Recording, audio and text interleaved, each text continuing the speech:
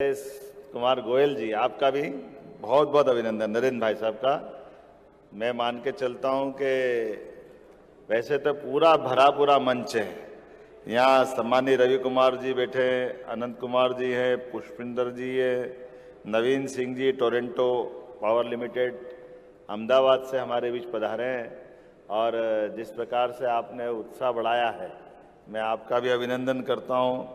Indradev Narayan CMD mineral, और पता नहीं, मैं तो मान के चलता हूँ बहुत बड़ी संभावना के लिए आज यहाँ बात कर रहा हूँ। अमित कुमार मोदी जी, सांसद माननीय राजेश मिश्रा जी, इस अवसर पर सांसद श्रीमती हिमाद्री सिंह जी, मंच उपस्थित सभी सम्मान्य अतिथिगण, सामने हमारे माननीय विधायकगण बैठे हैं, शरद कोल जी बैठे हैं, कमल जी बैठे हैं, हमारे माननीय जिलाध्यक्ष, इस अवसर पर सारे के सारे भाई बहन बैठे हैं। थोड़ी लाइट ज़्यादा पड़ रही है, चकाचौंध हो रही है, वैसे भी शहडोल चकाचौंध हो रहा है। एक बार जोरदार अभिनंदन पूरे कार्यक्रम के लिए।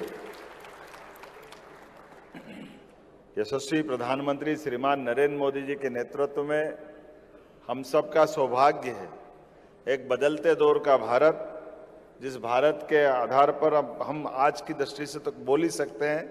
जब माननीय प्रधानमंत्री जी आए 2014 में, तब भारत की आर्थिक स्थिति में पूरे देश की दुनिया के अंदर 11वें नंबर की अर्थव्यवस्था में पहचान थी, और कितनी प्रकार की चुनौती थी। और आप भी देखना, कभी कभी एहसास होता है, अपने को ध्यान में आता है कि भारत की एक तरह से अंदर की जो नेचुरल उसकी शक्ति है वो तो अनंत है। और इसीलिए इकबाल ने कहा, कुछ बात है कि हस्ती मिटती नहीं है हमारी। लेकिन इतना मरा नेतृत्व था 21वीं शताब्दी में, हर जगह हर कहीं समय का पालन भारत तो कर ही नहीं सकता है। औद्योगिक उत्पादन में भारत भगवान भरोसे चल रहा है, उद्योगपति धक्के खा रहे हैं। इंडस्ट्री बेल्ट छोड़ो, अपना एविएशन का मामला हो, किसी भी क्षेत्र में जाओ, रेल चल रही तो चल रही है। रेल मंत्री आएगा तो रेल अपने 2-4 अपने यहाँ अनाउंस कर दे, कोई कलकत्ता वाले खींच के ले जाएंगे, कोई बिहार वाले भाई जी आ जाएंगे। रेल का कोई सवाल ही नहीं उठता, कोई नवीनीकरण होना चाहिए, कितने प्रकार के कितने सारे सेक्टर में। लेकिन आज ये बदलते दौर में भारत ने बताया है कि आज हमारे लिए मेट्रो ट्रेन में, केवल कल्पना दे रहा हूं भाई साहब, मेट्रो ट्रेन हमारे लिए 15 साल पहले की बात आई तो मेट्रो ऐसा लगा कि बिल्कुल आसमान फट पड़ा। लेकिन अब जब हम नगर से नगर में मेट्रो की बात कर रहे हैं, तो अश्विनी वैष्णव जी ने कहा कि भाई साहब, मैं इंदौर से उज्जैन की मेट्रो की बात कर रहा था कि मेट्रो ट्रेन ले आए। लेकिन टेक्नोलॉजी और व्यवस्थाओं पे कितना बारीकी से मोदी जी काम करते हैं। केवल एक उदाहरण देना चाहूंगा, आज स्टार्टअप डे है, नव उद्यमशीलता के मित्रों के लिए जोरदार अभिनंदन करो जो हमारे अपने देश ने उन्नति की। उन्होंने कहा मेट्रो ट्रेन आप लाओगे तो उसकी स्पीड अधिकतम 80 है, और एक्चुअल में वो मैदान में चलती तो बहुत तेज भी चलेगी तो 60-50 से आगे नहीं जाती, और बार बार रुकती तो स्पीड उसकी एवरेज 25-30 चलेगी। लेकिन कास्ट उसकी बता नहीं सकता। और हमने कहा इंदौर उज्जैन में डालना, तो उन्होंने कहा कुछ मत करो, आप तो वंदे भारत मेट्रो हम दे देंगे आपको। तो आपकी जो ब्रॉडगेज दिल्ली डली उसी पे वो उसी प्रकार के डब्बे इंजन के साथ में इसकी स्पीड 160 की रहेगी, और पैसा एक नहीं लगेगा, केवल इंजन और डब्बे रखना आपको। ये जो समझ के साथ अंतर आया है, मैं ये इसलिए बता रहा हूं कि 10,000 करोड़ की हमारी पटरी डलने वाली थी इंदौर से उज्जैन में, 40 किलोमीटर की, 10,000 करोड़ की। और हमारे लिए पूरी वंदे भारत मेट्रो सब मिलाएं तो 800 करोड़ की होगी, ट्रेन का भी खर्चा आ गया उसमें। लेकिन ये जो वंदे मेट्रो ने जो स्पीड पकड़ी है, मैं इसके पीछे भाव इतना बता रहा हूं कि हर एक वो चीज में, आज मैं औद्योगिक समिट में जहां बात कर रहा हूं, तो वर्तमान के दौर में एक एक उद्योगपति, मैं सच्चे अर्थों में आपको बधाई देना चाहूंगा। परमात्मा ने ये हमको जन्म दिया है, ये हमारे हाथ में नहीं है, लेकिन हमारे हाथ से अगर 2 लोगों का भला हो जाए तो अपना जीवन धन्य होता है। लेकिन उद्योगपति तो कई परिवार का भला करते। मैं आपको बधाई देता हूं, आपका अभिनंदन करता हूं। सच्चे अर्थों में 2 रोटी खाने के लिए तो परमात्मा ने सबको अपना पेट दिया है, लेकिन अपने लिए जिए तो क्या जिए, जिए जमाने के लिए तो आनंद है। आज के इस दौर में इसी बात की आवश्यकता है। हमारे लिए वेद वाक्य है, सर्वे भवन्तु सुखिनः सर्वे सन्तु निरामया। ये केवल बोलने के लिए नहीं, सब सुखी कैसे हो सकते हैं, सबका भला कैसे हो सकता है, जब हम अपनी अपनी भूमिका सच्चे अर्थों में निभाते जाएं, हम अपने अपने काम को सच्चे अर्थों में करते जाएं।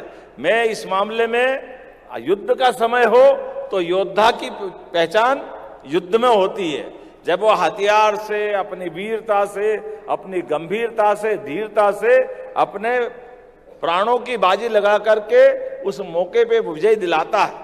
लेकिन वो योद्धा जो विजय दिलाता है, उससे कम भूमिका हमारे ये तमाम नव उद्योगपति और उद्योगपतियों की नहीं है। ये भी तमाम प्रकार के झंझटों के बीच में आज उद्यमशीलता के बलबूते पर पुनः सोने की चिड़िया के रूप में भारत को बनाने के लिए अपनी अपनी भूमिका लगा करके कहां से कैसे कैसे काम करने की हिम्मत ला रहे हैं। ताली बजाओ तो जरा जोरदार तरीके से बजाओ आधे।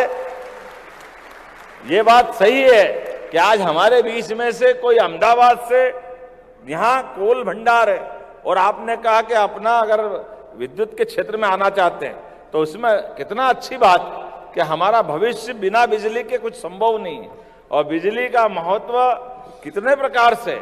लेकिन अभी हमने, आपने भी देखा होगा, हमारा प्रयोग हमने अपने इन्वेस्टर समिट का तरीका लगाया कि एक लाइन से हमारे हेवी इंडस्ट्री है, आजकल तो एमएसएमई भी उनके पास है, उनके पीएस ने हमारी सभी विभाग की पॉलिसियों पे अपना प्रेजेंटेशन दिया।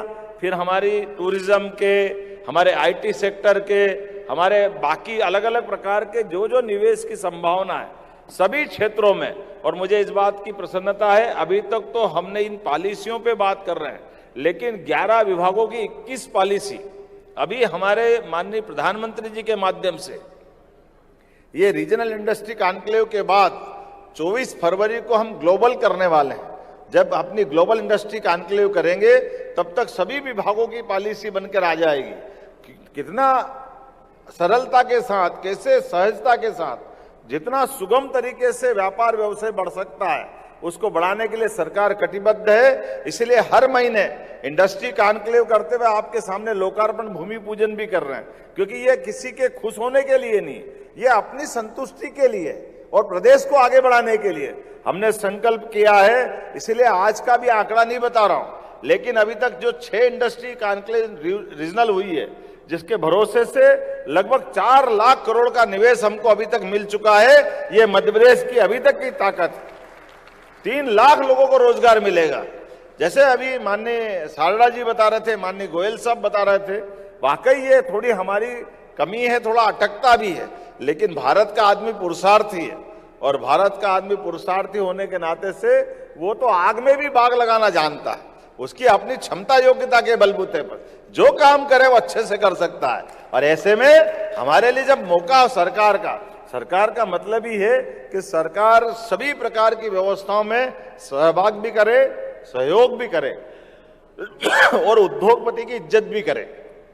कोई अगर इन्वेस्टमेंट करने आ रहा है तो स्वाभाविक रूप से उसके मन में क्या रहेगा, ये बात तो सही है कि कोई व्यापार व्यवसाय करेगा तो अपने व्यापार व्यवसाय की भी सोचेगा, लेकिन अनुकूलता कैसी है। राज्य के अंदर हमारे यहाँ परमात्मा की दया से कोई औद्योगिक लेबर की परेशानी नहीं है। यहाँ कोई लेबर इंडस्ट्री के माध्यम से कभी कोई लेबर की इस तरह का व्यवहार ही नहीं है जो बाकी जगह है। इसी प्रकार से हमारी इन्वेस्टमेंट की पॉलिसी भी कैसी है, जरा टूरिज्म के सेक्टर में अभी तो आप बताइए, होटल भी डालना है अगर आपको 100 करोड़ की, तो 100 करोड़ की होटल के माध्यम से 40 करोड़ तो हम एक झटके में आपको लाभ देने वाले हैं कि हमारे यहाँ अगर इन्वेस्टमेंट कर रहे हो तो हम आपको 40 करोड़ का लाभ दे रहे हैं, क्योंकि होटल से आपका अकेले का भला नहीं हो रहा है। एक होटल अगर खुलता है बड़ा तो कई सारे लोगों को रोजगार मिलता है, जो प्रत्यक्ष मिलता है, अप्रत्यक्ष रूप से तो अलग से मिलेगा। आईटी सेक्टर के माध्यम से भी इसी प्रकार के इन्वेस्टमेंट के अलग अलग प्रकार के लाभ हमने दिए।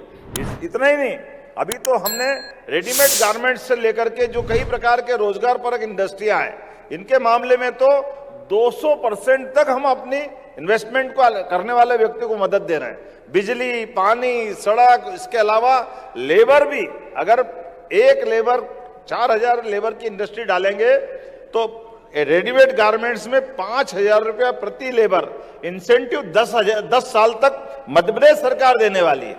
फैक्ट्री आप चलाओ, लेकिन रोजगार परक फैक्ट्री चला रहे हैं, तो हमारा काम मदद करना। इसके पीछे भावी इतना है कि हमारी ये बड़ी आबादी है और हर क्षमता के साथ, योग्यता के साथ मध्य प्रदेश के एक एक युवा को, एक एक गरीब आदमी को, या जिसकी जैसी क्षमता योग्यता है, जो टैलेंटेड है उनको भी, जो स्किल्ड हम टैलेंट उनका अपना निखार करके ट्रेनिंग कराना चाहते हैं, तो सब प्रकार के ट्रेनिंग देने वाले इंस्टीट्यूट को भी बढ़ावा दे रहे हैं। अर्थात हमारे लिए परमात्मा की दया से ये 9 करोड़ का परिवार, जिसके आधार पर मध्य प्रदेश ने हमने संकल्प किया है, आने वाले 5 साल में हमारी जीडीपी डबल करने वाले हैं। हमारे अपने आर्थिक स्रोत डबल करते हुए एक एक क्षेत्र में मध्य प्रदेश को आगे बढ़ाना है। इसलिए केवल इतना ही नहीं, हेल्थ सेक्टर में भी हम कर रहे हैं। आप हॉस्पिटल खोलोगे, हॉस्पिटल पे भी सब्सिडी है। आप स्कूल खोलोगे, स्कूल पे भी सब्सिडी है। विश्वविद्यालय के अंदर भी एक विषय का कोई विश्वविद्यालय नहीं रहेगा, एक विश्वविद्यालय में सभी प्रकार के कोर्स खोल सकते हो। नई शिक्षा नीति के माध्यम से बड़ी संभावना है। आज बोलने के लिए तो बहुत कुछ था, लेकिन 4 बजे बाद हेलीकॉप्टर उड़ेगा नहीं, और मुझे 1 to 1 भी मिलना है, प्रेस कॉन्फ्रेंस में भी रहना है, और अभी आप लोगों से मिलकर के जो सुख मिलता है उसकी तो कल्पना ही नहीं है। मैं आमतौर पर जब ऐसी मीटिंग करता हूं तो भूल जाता हूं कि मैं मुख्यमंत्री हूं। मैं मुख्य सेवक की तरह से सुबह से लेकर रात तक ऐसे आनंद में डूबता हूं, और सब बाहर से आने वाले लोगों का, क्योंकि आप सब मेहमानों के माध्यम से, हमारे इस आयोजन का मूल उद्देश्य यही है। बाकी कोई और समय हो तो आप फीता काटो, बाय बाय करो, 2-4 भाषण ठोको, घर चले जाओ, लेकिन यहाँ इसकी जरूरत नहीं। इसलिए प्रेम से सारे अपने अधिकारियों के भाषण भी सुनता हूँ, बहुत अच्छे से। मौका पड़ता तो अपने सारे उद्योगपति भी अपने विचार व्यक्त करें, क्योंकि जब हम ये विश्वास कायम करेंगे कि खाली करने के लिए नहीं कर रहे हैं, कर कुछ पाने के लिए कर रहे हैं, और कुछ पाने में मध्य प्रदेश का भी भला होगा, इन्वेस्टमेंट करने वाले वो भी अपनी इंडस्ट्री सफलता से चलाएं। और कुल मिलाकर के, जैसे मैंने कहा है, परमात्मा ने सबको अपना अपना भाग्य दिया है, सबके हाथ में कर्म दिया है, तो प्रारब्ध के माध्यम से हम जितना बेहतर से बेहतर कर पाए वो शुभकामना है मेरी अपनी ओर से। राज्य में ये शहडोल जैसे हमारे एक धार्मिक, कई कारणों से इसका बहुत महत्व है, लेकिन कई कारणों से इसका विकास रुका है, लेकिन सबका समय आता है। मैं गारंटी कह रहा हूं कि अब समय आया है हमारे शहडोल का, अनूपपुर का, उमरिया का, जो एकदम से बहुत सारे क्षेत्र में आने वाले 2-5 साल बाद ये एक नए प्रकार से पहचाना जाएगा। मेरी अपनी ओर से बहुत बहुत बधाई। मुझे बताया है कि ये यहाँ जिस इंजीनियरिंग कॉलेज के कैंपस में हम लोग यहाँ कुछ ब्रांच खोलने की बात कही है, तो स्नातक स्तर के बीटेक पाठ्यक्रम को आगामी सत्र से कंप्यूटर साइंस के साथ नई टेक्नोलॉजी और कई प्रकार के ड्रोन और जो आपने मांगा है वो सब देने की घोषणा करता हूं। मेरे पास ये पत्र आया हुआ है आपके माध्यम से। यहाँ एक बाईपास देने की बात कही है, अनूपपुर शहर में बाईपास के लिए कुछ बताया गया है, तो निश्चित रूप से ये लंबा चौड़ा बता दिया है, लेकिन इसको भी देंगे। आपके अनूपपुर में बाईपास देने की घोषणा करता हूं। और इसके अलावा भी विकास के काम के मामले में तो हमारी सरकार ने तय किया है, ऐसे किसी मामले में हमारे लिए जब विकास की बात करते तो विकास के मतलब केवल भौतिक अधोसंरचना नहीं, जीवन में सभी लोगों का भला हो। इसलिए 4 मिशन जो माननीय मोदी जी ने 4 जातियां बताई, वो गरीब, युवा, महिला और किसान, चारों सेक्टर में हम बराबरी से काम कर रहे हैं, मिशन मोड में काम कर रहे हैं, और परमात्मा करेगा निश्चित रूप से यश मिलेगा। ये तो माँ रेवा का क्षेत्र है, और माँ रेवा और सोन के क्षेत्र के अंदर, यद्यपि ये मध्य प्रदेश तो नदियों का मायका है और इसकी किसी से तुलना नहीं हो सकती, लेकिन कहा गया है कि माँ गंगा हिमालय गंगोत्री से निकलती है, लेकिन उनकी पवित्रता, उनकी आभा, कीर्ति, आनंद कुरुक्षेत्र हरिद्वार में है। इसी प्रकार से सरस्वती का अपना महत्व है, लेकिन ये नर्मदा जी का एकमात्र ऐसा अपना आनंद परमात्मा ने दिया हुआ है कि जहां से निकलती और जहां तक अपनी यात्रा पूरी करती है, रोम रोम से आशीर्वाद देती है, रोम रोम से आनंद देती है। ऐसे पवित्र क्षेत्र में हमने पवित्र काम के आधार पर यह कार्यक्रम किया है। निश्चित रूप से मां रेवा सबकी कामना की पूर्ति करेगी, सबको आशीर्वाद देगी। मेरी अपनी ओर से पुनः इस अच्छे आयोजन की बधाई, बहुत बहुत धन्यवाद। ऐसी ही खबरों के लिए हमें लाइक करें, शेयर करें, फॉलो करें और YouTube पर सब्सक्राइब करें और बेल आइकन दबाना ना भूलें। साथ ही ताजा अपडेट्स के लिए हमारी वेबसाइट स्वदेशलाइव.com पर जरूर जाएं।